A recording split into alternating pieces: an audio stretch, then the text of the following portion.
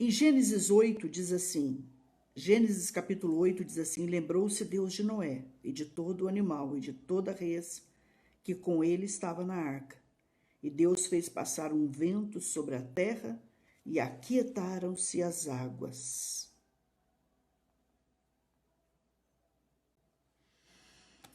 A primeira coisa que eu quero falar para mim e para você, que nós estamos falando do som das águas, né, meus amores?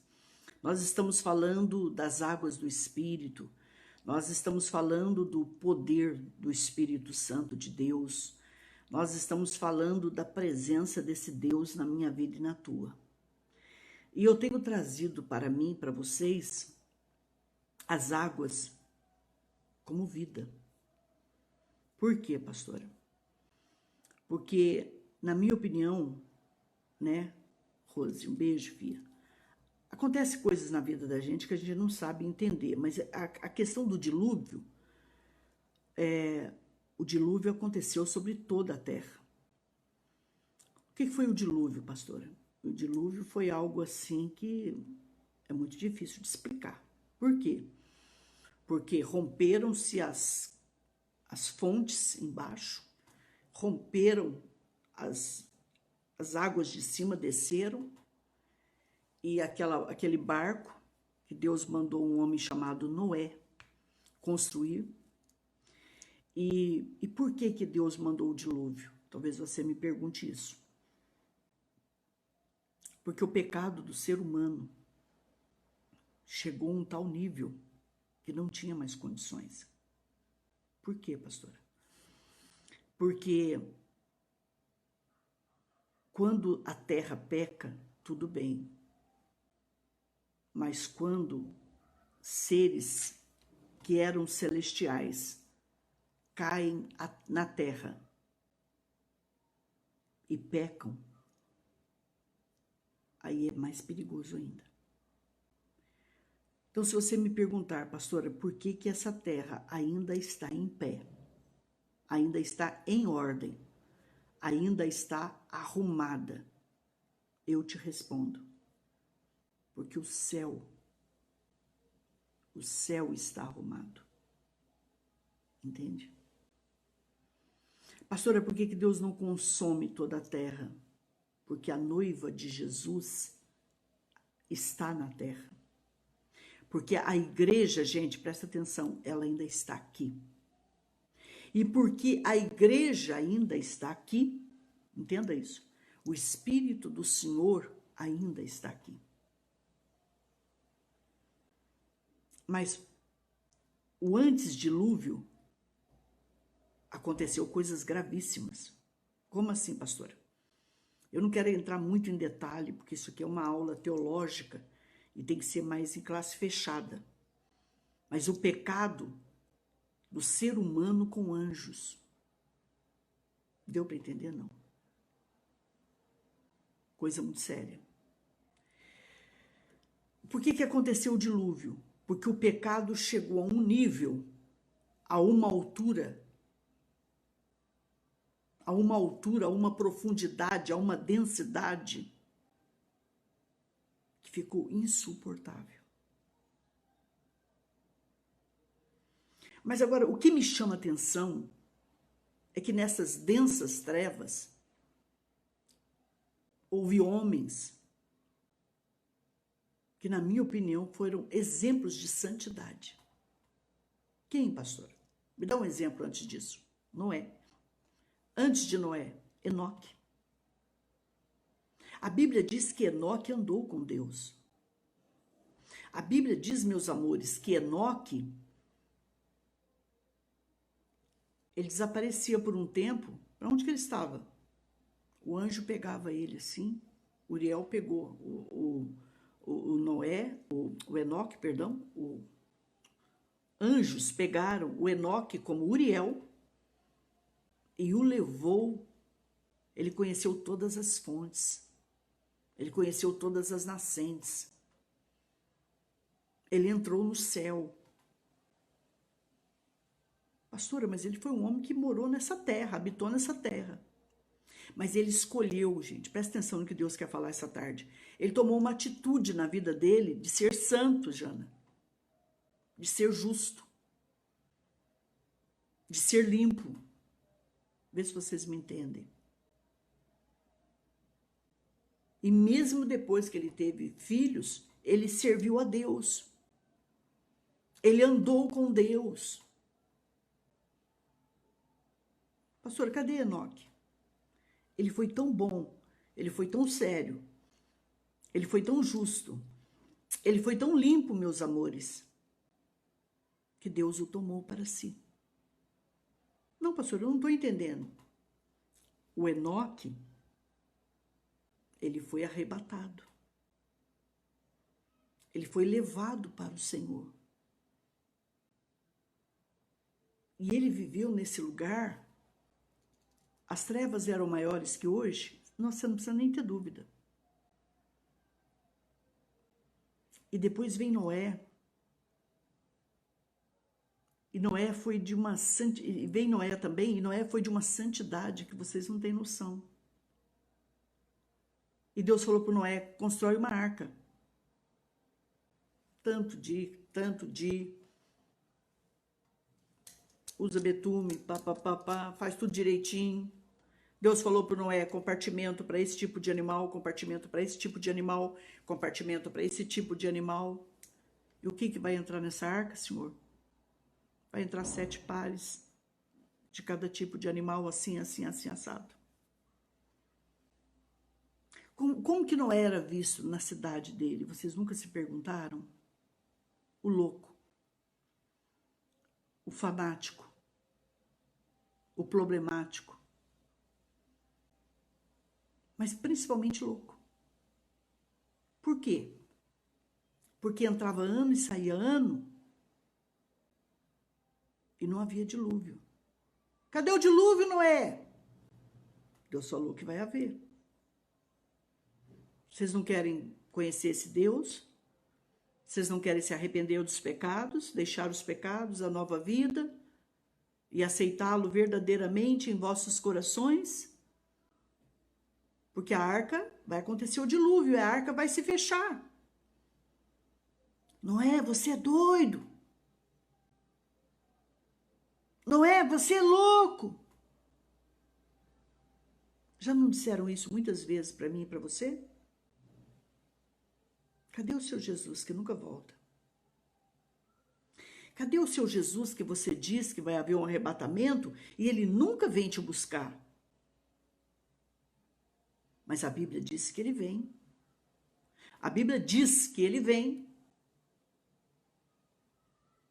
Se a palavra diz que ele vem, a palavra é ele. Então ele vem. Deus preparou Noé. Deus preparou sua família. Vocês acham que Noé não apanhou? Vocês acham que Noé e a família não foram machucados?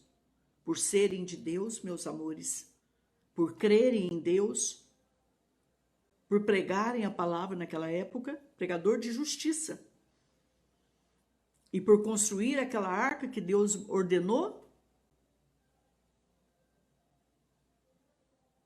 A opinião da senhora, aquela raça não podia continuar? Não, não podia continuar.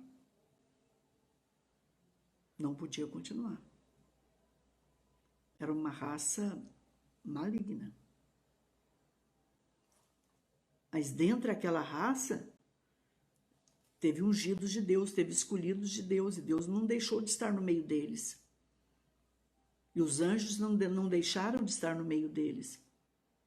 O grande problema da raça antes dilúvio, até o dilúvio, é que 99% dela estava em pecado.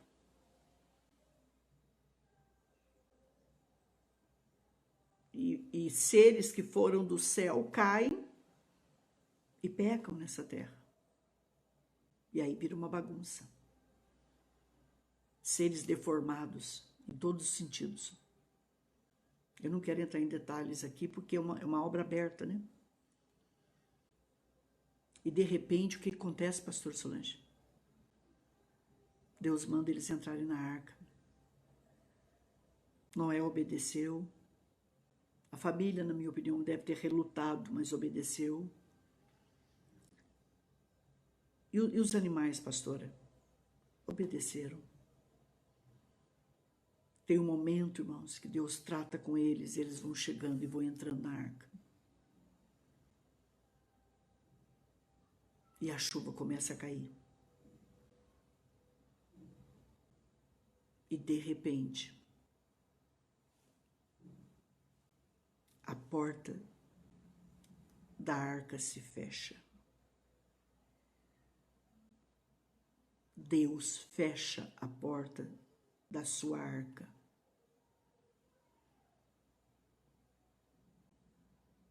Quem de nós já entrou na arca? Diz o Senhor, permaneçamos dentro da arca da nossa salvação, que se chama Jesus. E aí, gente, começa as fontes explodindo, estourando tudo. E água de baixo, água de cima. E a arca vira, mas não se preocupe. Tem alguém dentro dessa arca, Deus manda eu te dizer. A arca vira para lá, a arca vira para cá, mas não tenha medo. Tem alguém dentro desta arca e você sabe o nome dele. E é água de baixo, é água de cima, e é água dos lados, é vento. E presta atenção nisso. E a arca se levanta. Esse dilúvio que aconteceu, gente, ele cobriu as mais altas montanhas, foram cobertas de água. Água, água, água, água. Presta muita atenção nisso. Água que para quem estava dentro, vida. Águas de vida. Por isso que eu coloquei esse tema hoje, que nem eu estava entendendo. Águas de vida e águas de morte. É a gente que escolhe. Para aquela família, para uma nova descendência, para um novo tempo, para uma nova nação, para uma nova vida, águas de vida. Entende? Mas vocês podem imaginar lá embaixo, aqueles que zombaram, e a água está subindo, e a água está subindo, e a água está subindo, e o desespero deles, e eles correm para cima do telhado, e a água chega, e eles correm para a montanha, e a água chega. E agora, pastora Solange? E agora? É águas de morte. Águas de morte. 40 dias e 40 noites. E depois solta-se corvo, solta-se pomba. E agora, pastora Solange? Ele fez uma experiência, ele fez a outra. Mas chega um momento que Deus diz: agora pode abrir a arca. As águas baixaram. A porta se abre. Lá no país chamado Armênia, no Monte Ararat, a arca desce. E eles saem. Sai a família. Sai todos os animais. E um lindo arco-íris brilha. Esse é o sinal da minha aliança com vocês. Esse é o sinal da minha aliança, que não vai ter mais dilúvio. Esse é o sinal da minha salvação. Para quem estava dentro da arca, salvação. Para quem esteve fora, morreu tudo, gente. Morreu tudo, pastor. Morreu. Não vingou nada, nada.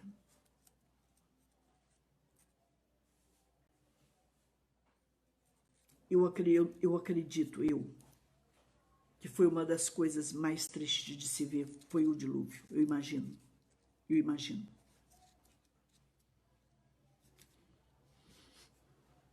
Aquelas águas foram águas de vida e águas de morte. E aí, de repente, eu começo a meditar. Qual água eu escolhi? Qual água você escolheu? Qual água eu bebo? Qual água tu bebes? Estamos permanecendo dentro ou fora da arca? Oxalá, todos nós não saiamos nem por um milésimo de segundo de dentro dessa arca, que é Jesus, que é a arca da nossa salvação. E aí depois eu meditei um pouco hoje sobre o rio Nilo, o rio mais extenso, o maior rio do mundo. Maior que o Amazonas? Maior que o Amazonas. O Amazonas só é maior que ele em volume de águas, mas não de extensão, de comprimento. O maior rio do mundo, o Nilo, que quer dizer azulado. Quando eu conheci o rio Nilo, Becker, pastora Nair, a primeira vez, que eu fui 2 vezes no Egito, fui levando uma caravana uma vez, e a segunda vez eu fui com alguém, né? A primeira eu fui com alguém e a segunda eu levei uma caravana.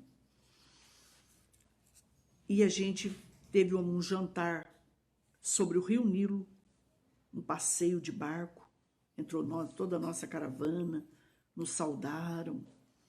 Foi muito bonito. O que o senhor achou do Nilo? Enorme, enorme. Um rio criado por Deus, você não precisa ter dúvida. Um rio dado por Deus, você não precisa ter dúvida. Mas Deus me falou algo hoje que mexeu muito comigo, sabe? Ele falou que muitas vezes Ele nos dá as águas, só que as águas não permanecem limpas. Eu não sei se vocês entendem o que eu estou falando.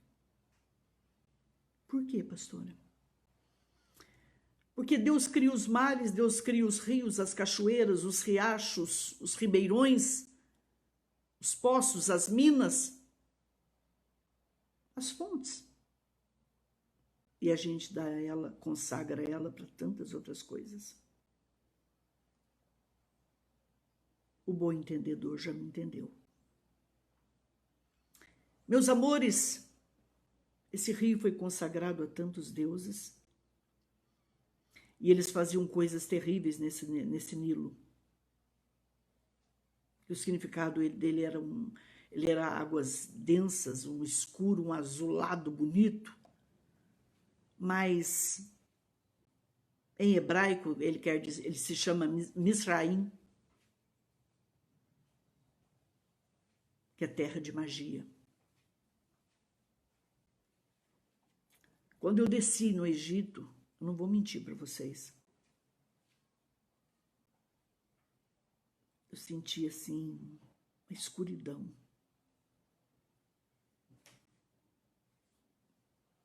O rico não é rico, é bilhardário. Mas 90% do que vive ali é pobre de maré de si. E uma grande parte da população mora em cemitério. Mas aquela nação, eu não deixei de orar por ela. Por quê, pastor? Porque foi naquela nação, embora eles tenham sofrido muito ali, que quando houve fome sobre a terra, ali estava um ramo frutífero. Não sei se você sabe quem é o ramo frutífero que eu estou falando. Em densas trevas estava o ramo frutífero, chamado José. Sabe por que ele foi para ali? Para que a nação santa não morresse. Ele preservou a nação de Israel, seu pai. Ali ele preservou, eu vejo a bondade desse Deus. Ele preservou também aquela nação. Sabe, meus amores, gratidão a quem está chegando. Um grande beijo. Ele preservou tanta gente ali. Enquanto aquela nação esteve sob a liderança do ramo frutífero chamado José, eles foram muito protegidos. Só que José morre. Só que esse faraó morre e entra um outro faraó. E essa nação cresce assustadoramente. E o faraó começa a ficar com medo. E começam a encher a cabeça dele. Os auxiliares dele começam a encher a cabeça de faraó, dizendo, olha, estão crescendo, estão crescendo. Eles cresceram tanto aqui em Gósen, que se eles quiserem, eles formam um exército maior do que o nosso. E eles podem se unir contra nós ou se unir aos nossos inimigos contra nós. E aí, o faraó disse, vamos ter que parar isso. Vamos colocar muito serviço neles. Mas mesmo assim, eles cresciam, prosperavam e se multiplicavam. A partir de agora, deixa eles fazer o próprio material que precisa para trabalhar. Mesmo assim, eles crescem, se multiplicam, são abençoados e continuam crescendo. E aí ele disse, olha, vamos fazer uma coisa, chama as parteiras. Nasceu menina, deixa viver. E nasceu menino, joga no Rio Nilo. Entendeu por que essas águas não são limpas?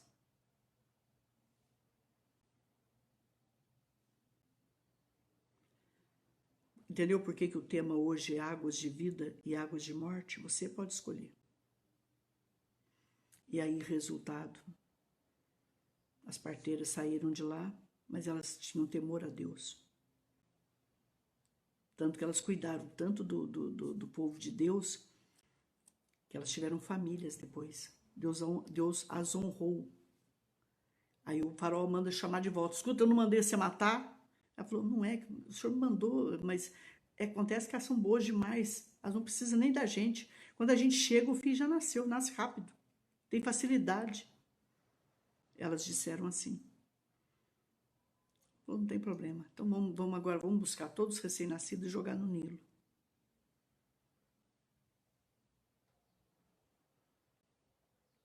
Quando alguém era levado à morte, ele era jogado para os crocodilos. No rio Nilo, no Egito, lá está o crocodilo africano. Não sei se o mais feroz do mundo, ou um dos mais, está ali, dos maiores. Ele é tão grande que a gente não entende aquilo. Então não era qualquer um que entrava nas águas do Nilo. Não, pastor, não. Então eles jogavam homens para ser torturados pelos crocodilos, jogavam crianças se precisasse, jogavam mulheres que traíam. Então era uma coisa horrenda. Muitos deuses, muita magia. A vida do casal era muito promíscua. Eram coisas tristes que não dá para falar aqui.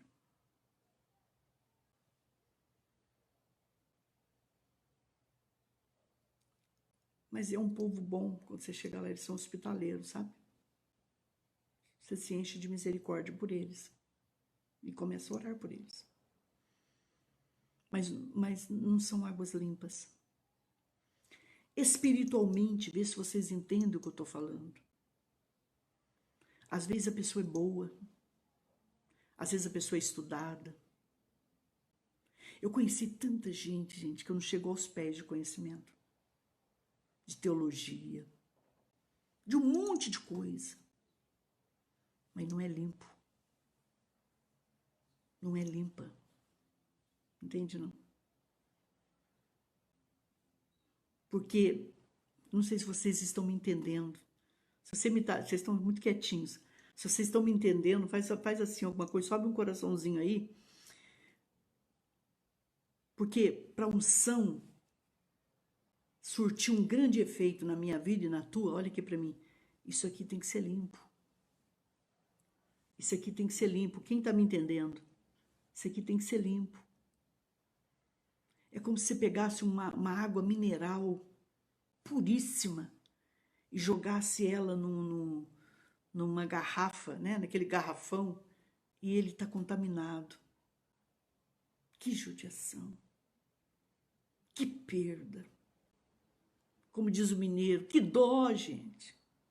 Que pena, gente. É de chorar.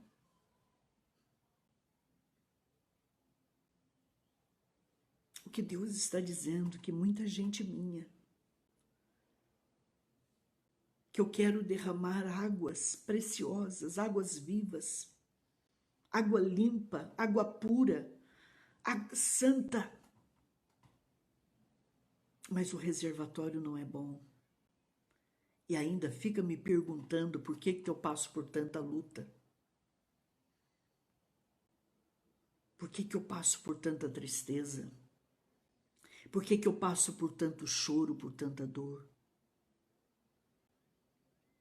Porque muitas vezes, meus amores, a dor é a forma que Deus tem de permitir para que Ele trabalhe na minha vida e na tua. Ele tenta, Ele quer por amor. Mas se não puder por amor, e aí resultado, as águas sujaram as águas do Nilo. Sujaram as águas de Misraim. Sujaram as águas, contaminaram. Águas que o Eterno criou. O inimigo teve legalidade para tomar posse. Deus quis o dilúvio? Você não precisa ter dúvida. Deus nunca quis o dilúvio. Deus nunca quis o dilúvio. Mas foi o ponto que o ser humano chegou. Vocês acham que Sodoma e Gomorra não teve oportunidade para se arrepender? Teve. Mas não quiseram? Não.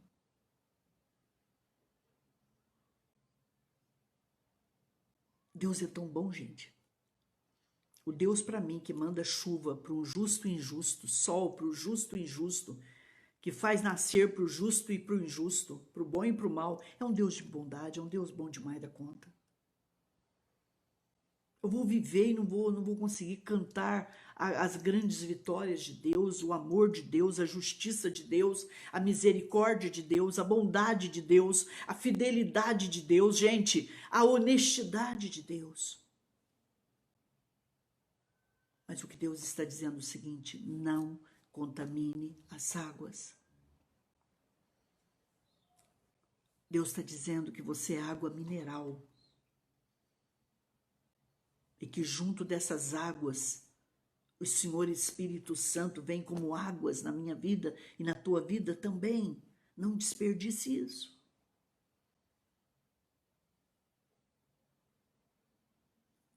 E de repente o faraó diz o seguinte: pega tudo que é recém-nascido, machinho, masculino, joga no Nilo. Tinha vida, pastora, para uma criança que era jogada no Nilo? Não. Só tem certeza absoluta. Não havia chance? Não. Só um milagre. Mas olha aqui para mim e para você. Eu e você somos um milagre de Deus. Gratidão. Resultado. Um casal da tribo de Levi, Joquebede e Anrão. Tem um menino. E a Bíblia fala que o menino era bonito. E os rabinos dizem que ele era lindo demais. Qual o nome dele? Moshe. Moshe? Moshe. Moisés. E essa criança, ela tentou esconder essa criança, ela escondeu essa criança, ela sofreu.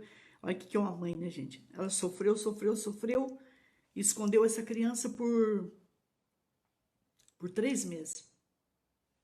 Mas só que os guardas egípcios ficavam todo dia lá, em tudo que é casa, pegando criança. Você pode imaginar o grito das mães? Meu Deus, que sofrimento, Jesus do céu. Que sofrimento das mães hebreias. E aí, resultado, ela faz uma arquinha, ela faz uma arca. O cesto no hebraico chama-se arca. E ela faz uma arca e arruma e prepara, passa betume, arruma bonitinho, gente bonita que está chegando, e põe o príncipe. Miriam, a irmã mais velha. Miriam, Arão, Miriam, Arão e Moisés. Deixa minha mãe. Deixa eu colocar ele na beiradinha do Nilo, junto ao pé de junco. O junco era uma planta que depois você colhia e trabalhava ela, dela saiu o papiro. Deixa eu colocar essa criança junto ao pé de junco. A planta que dela sai papel, mãe.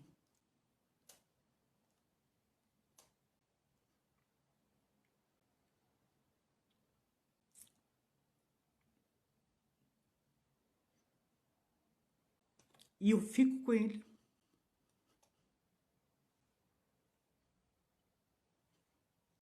E Deus é tão grande, minha mãe, que ele pode escrever através do papiro a história do meu irmão, minha mãe. E aquela menina esperta que só, bonita que só. E já nasceu com visão aberta, para quem não sabe. Miriam. E ela pega aquela criança naquele cestinho e põe na beira do Nilo, às margens do Nilo, no meio dos papiros, porque ela tinha esperança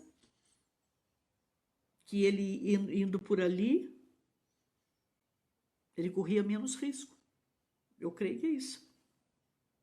E ela colocou aquela arquinha, aquela mãe ficou em casa orando, chorando, e ela põe aquela criança linda, gente. Diz que Moisés era lindo quando nasceu. E põe aquela criança linda dentro da barquinha. Vai, filho. E fecha. E Yahvé vai tomando conta. Yud Rei, Vav Rei vai tomando conta. O Eterno vai tomando conta. O Deus de nossos antepassados vão tomando conta. E Deus vai dirigindo aquela arca, aquela arquinha, que comportou uma criança de 3 meses, 4 meses, 5 meses, não sei. Aonde foi parar a arca, pastor? A arca foi parar aonde a filha de Faraó tomava banho. Porque ali tinha servos, ali era como se fosse uma água reservada. Deu para entender? Não, não tinha risco.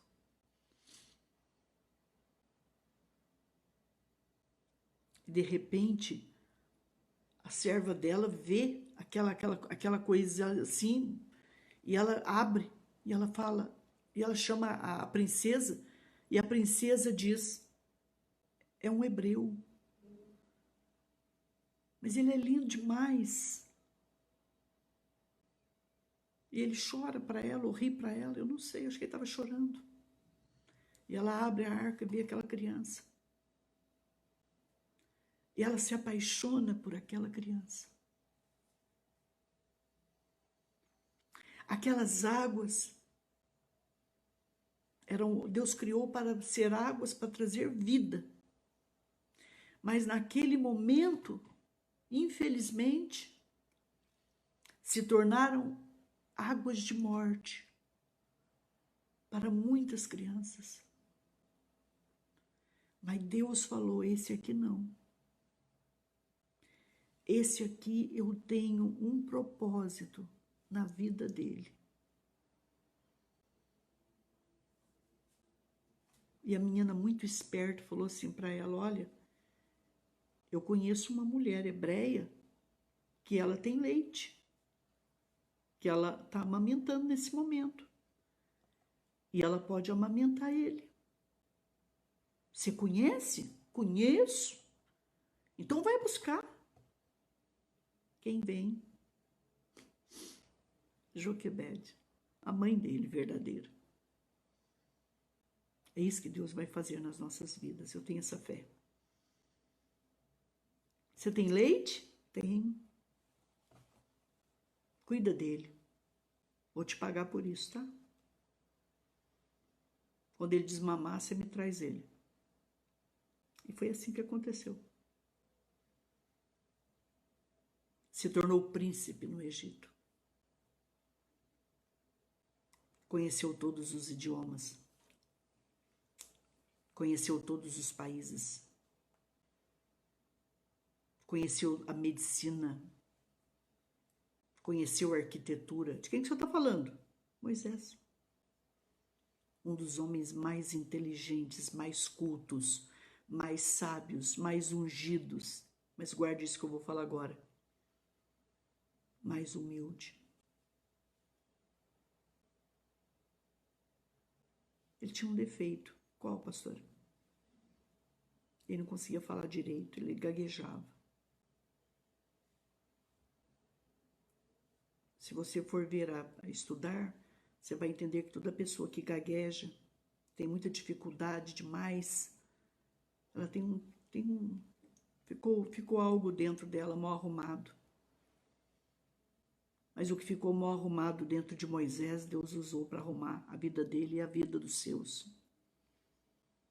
Um dia ele sai e vê um egípcio apanhando demais da conta.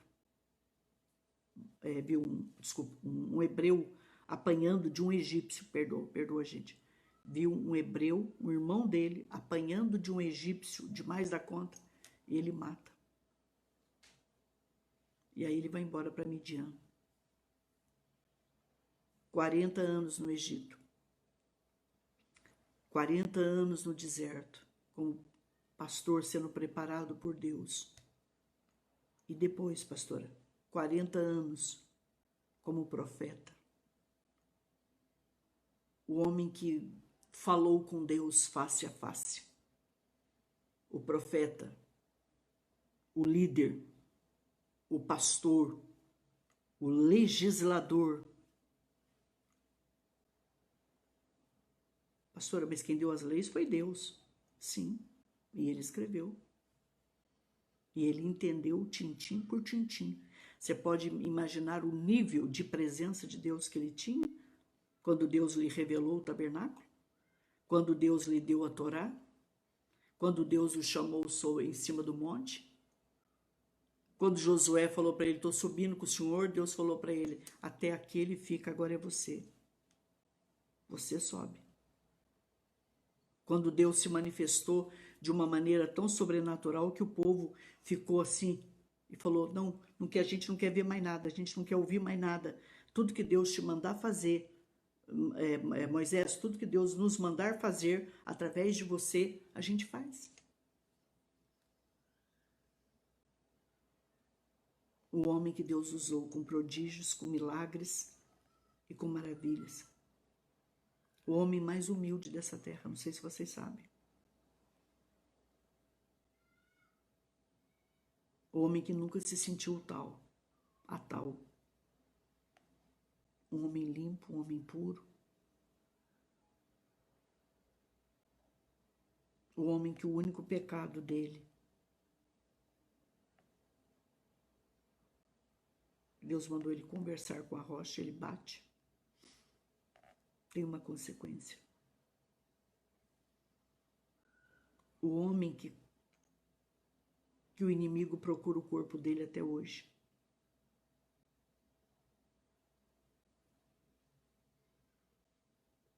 Por isso que eu falei para mim e para você das águas do dilúvio e das águas do Nilo.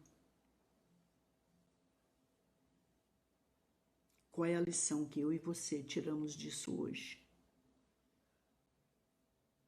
Vamos permanecer cheios, transbordantes das águas do Senhor Espírito Santo, das águas da verdade, de santidade, de pureza, de limpeza. Entendamos isso. Eu coloquei no meu coração que eu tinha que falar sobre esses dois assuntos. Eu lutei o dia inteiro, desde madrugada. Falei, Senhor, mas são águas assim que eu não sei, mas aquilo ficou no meu coração, ficou no meu espírito. Eu falei, eu tenho que falar alguma coisa. Mas para nós, águas de salvação.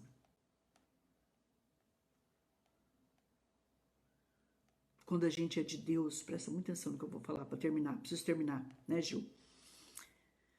Não importa onde você mora, o local que você mora, com quem você mora, o que você esteja passando. Deus te guarda, Deus te guia, Deus te protege. Deus toma conta de você. Espera aí, Rio Nilo. Aqui tem alguém que é meu.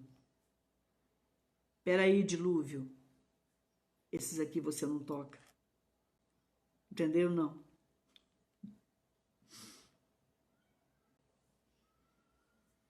Alguém me perguntou esses dias atrás, por que a senhora não por que a senhora tem com a Covid? Eu falei, porque eu não tenho medo de morrer. Diante de Deus eu falo isso. Mas eu tenho muito medo de sofrer. Por quê? Porque se eu for internado, eu sei exatamente o que eu vou passar, pelo meu histórico. Então, gente, eu sei que a hora minha, a tua, quando chegar, ela vai chegar. Mas enquanto Deus tiver um propósito na minha vida e na tua, a gente vai permanecer, a gente vai vencer tudo. A gente vai estar aqui. Por quê, pastora? Porque todos os nossos dias estão escritos no livro da vida. Guarde isso. E por que a gente está aqui ainda hoje, pastora? Responde isso para mim, por favor, por favor, por favor. Porque Deus tem um grande propósito na minha vida e na tua ainda. Cada dia que você acordar e perceber, meu olho abriu, onde que eu tô? Porque não sei se vocês acordam como eu acordo assim, onde é que eu tô? Onde é que eu tô? Que dia que é? Né? Mas depois a gente dá uma acordadinha. É porque Deus ainda tem um grande propósito na minha vida e na tua, tá bom? Para você, águas de vida. Para você, Nilo de salvação. Para você, arca chamada Jesus Cristo, que nós estamos dentro dela, protegidos, em nome de Jesus.